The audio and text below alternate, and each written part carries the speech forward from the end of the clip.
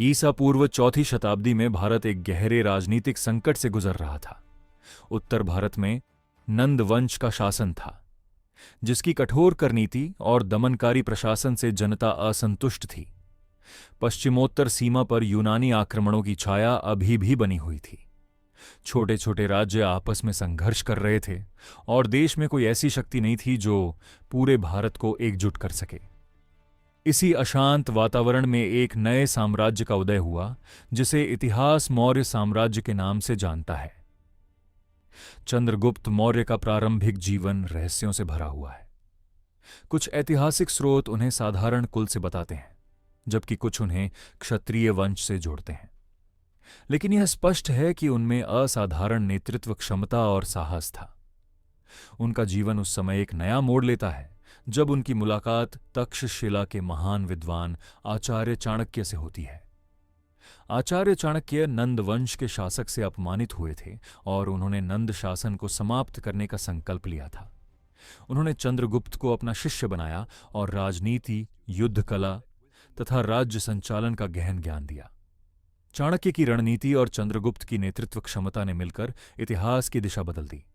लगभग 322 ईसा पूर्व में चंद्रगुप्त मौर्य ने अंतिम नंद शासक धनानंद को पराजित कर सत्ता अपने हाथ में ले ली।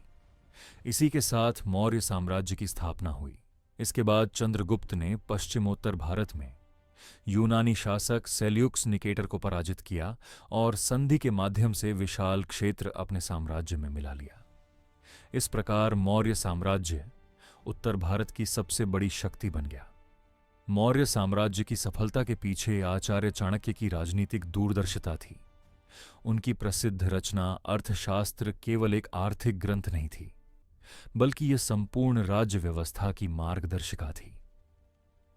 अर्थशास्त्र में राजा के कर्तव्यों, कर प्रणाली, कृषि, व्यापार, उद्योग, न्याय व्यवस्था, दंड नीति और गुप्तचर तंत्र का विस्तृत वर्णन मिलता है।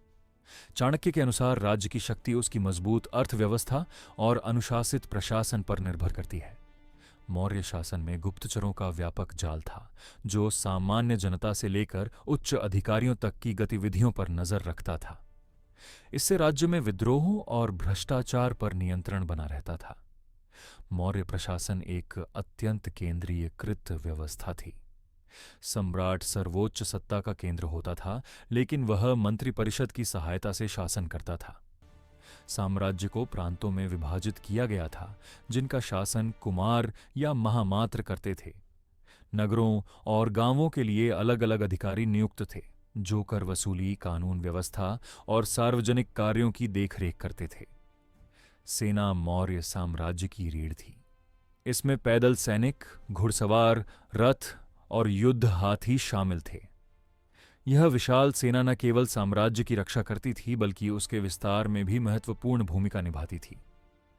चंद्रगुप्त के बाद उनके पुत्र बिंदुसार और फिर अशोक मौर्य गद्दी पर बैठे।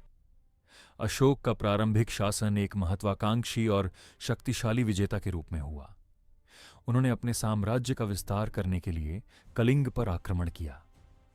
कलिंग युद्ध मौर्य इतिहास का सबसे निर्णायक मोड़ साबित हुआ।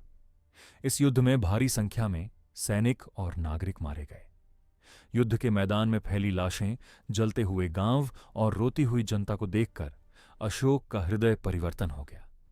इस विनाश ने उन्हें भीतर तक झकझोर दिया। कलिंग युद्ध के बाद अशोक ने हिंसा का मार्ग त्याग दिया और बौद्ध धर्म को अपनाया।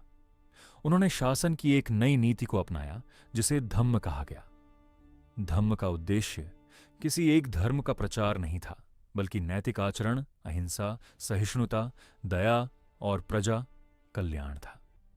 अशोक ने अपने धम्म का प्रचार शिलालेखों और स्तंभ लेखों के माध्यम से किया। उन्होंने धम्म महामात्र नामक अधिकारियों की नियुक्ति की, जिनका कार्य जनता के नैतिक और सामाजिक कल्याण की देखरेख करना था। अशोक ने विदेशों में भी बौद्ध धर्म के प्रचार के लिए दूत भेजे, जिससे भारत का सांस्कृतिक प्रभाव एशिया के अनेक भागों में फैल गया। अशोक के बाद मौर्य साम्राज्य धीरे धीरे कमजोर होने लगा।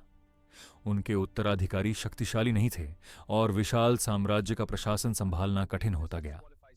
सैन्य शक्ति कमजोर पड़ने लगी और प्रांतीय शासक स्वतंत्र होने लगे। अंततः लगभग 185 ईसा पूर्व में अंतिम मौर्य शासक बृहद्रथ की हत्या उनके सेनापति पुष्यमित्र शुंग ने कर दी। इसके साथ ही शुंग वंश की स्थापना हुई और मौर्य साम्राज्य का अंत हो गया। मौर्य साम्राज्य ने भारत को राजनीतिक एकता, संगठित प्रशासन और नैतिक शासन की अवधारणा दी। चंद्रगुप्त की दूरदृष्टि, चाणक्य की रणनीति और अशोक का धम्म भारतीय इतिहास के ऐसे अध्याय हैं जो आज भी हमें नेतृत्व, नीति और मानवता का संदेश देते हैं।